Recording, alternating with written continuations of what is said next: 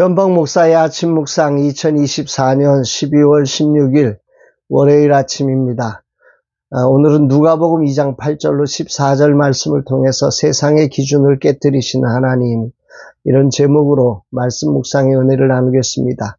대림절 세 번째 주간을 시작합니다. 모든 사역이 마무리되었지만 금주간 화요일에는 중보기도팀 부흥회가 있고 금요일에 김명현 목사님의 특강이 목사님들의 요청으로 있습니다.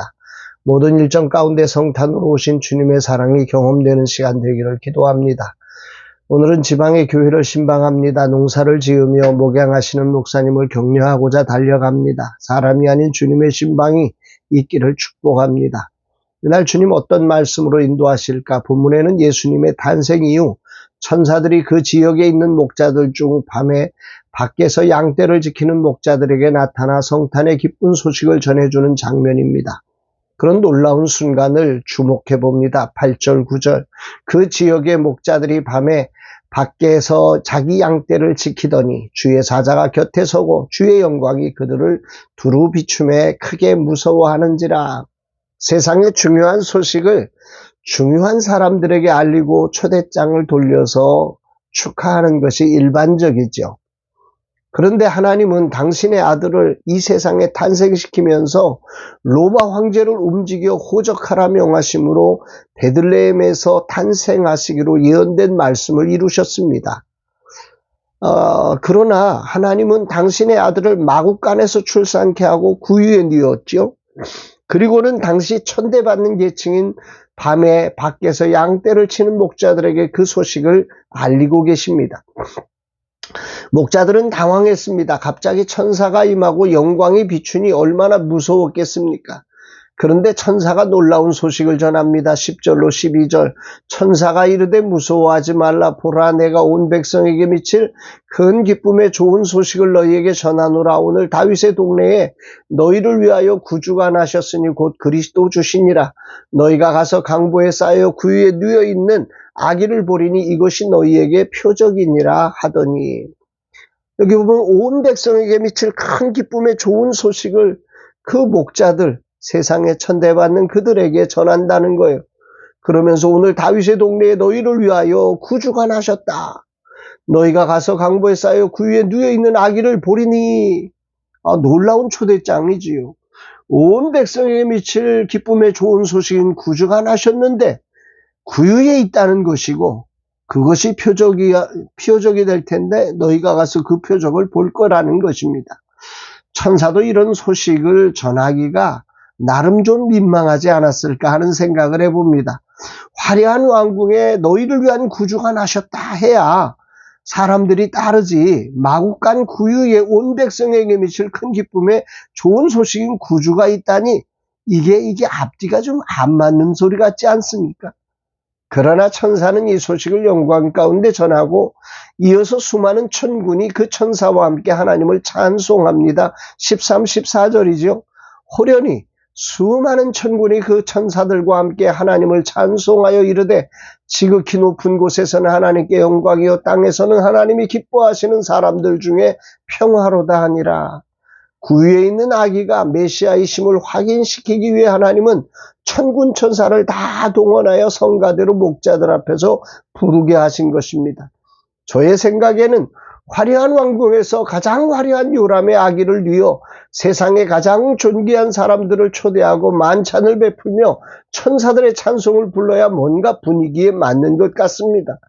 그런데 하나님은 아기는 마구간 구유에 뉘어 있고 밤에 밖에서 양떼를 돌보는 목자들을 구유로 초대하며 천사를 동원하여 소식을 전하고 천군 천사로 성가대를 조직해 가장 놀라운 찬양을 올리게 합니다. 지극히 높은 곳에서는 하나님께 영광이요 땅에서는 기뻐하심을 입은 사람들 중에 평화로다.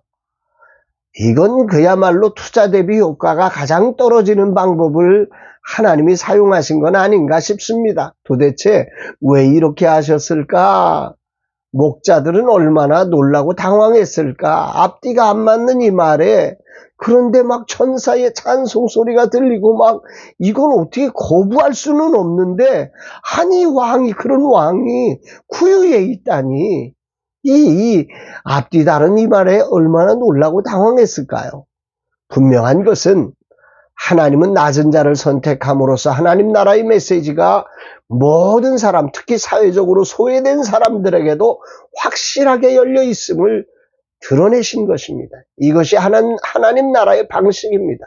바울은 이렇게 말씀하지요. 고린도전서 1장 27절 28절 그러나 하나님께서 세상에 미련한 것들을 택하사 지혜 있는 자들을 부끄럽게 하려 하시고 세상에 약한 것들을 택하사 강한 것들을 부끄럽게 하려 하시며 하나님께서 세상에 천한 것들과 멸시받는 것들과 없는 것들을 택하사 있는 것들을 배하려 하시나니 아멘입니다.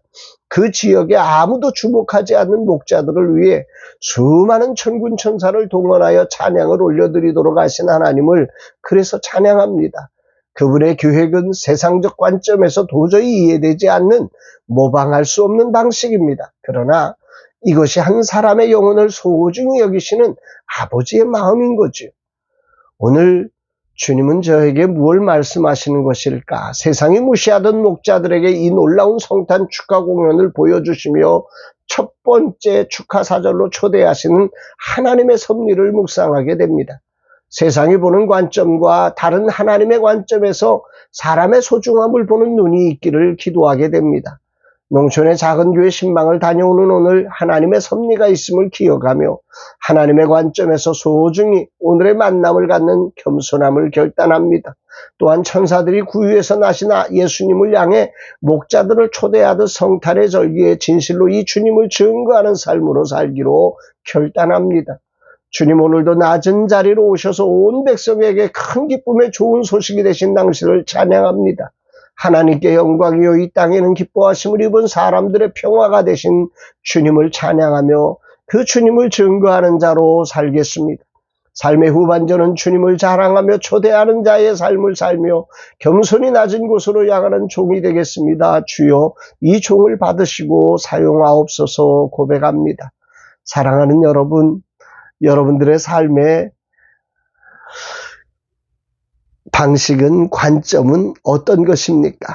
오늘 우리도 세상적인 관점 속에서 이러니까 이런 사람을 초대하고 이렇게 해서 뭔가 우리의 화려함을 드러내고 낮아지기보다는 정말 우리의 잘난 모습을 보여주고 싶고 더 높은 곳으로 올라가고 싶은 그런 관점에서만 이 땅을 살아가고 있지는 않습니까? 그런데 하나님 나라는 다른 나라입니다. 이런 나라를 깨뜨리시며 하나님은 새로운 하나님 나라를 우리에게 보여주시면서 우리에게 임한 하나님의 나라가 이런 나라임을 가르치는 성탄의 절기인 것 같습니다. 오늘 하루 성탄 절기를 살아가면서 이런 하나님 나라의 관점 속에 영혼을 바라보면서 우리가 해야 될 일이 어떤 것이 하나님 나라의 방식인지를 고민하며 그 하나님 나라를 드러내고 하나님 나라를 살아내고 그래서 하나님의 나라가 이루어지는 복된 날 되시기를 주의 이름으로 축복합니다. 사랑합니다, 여러분.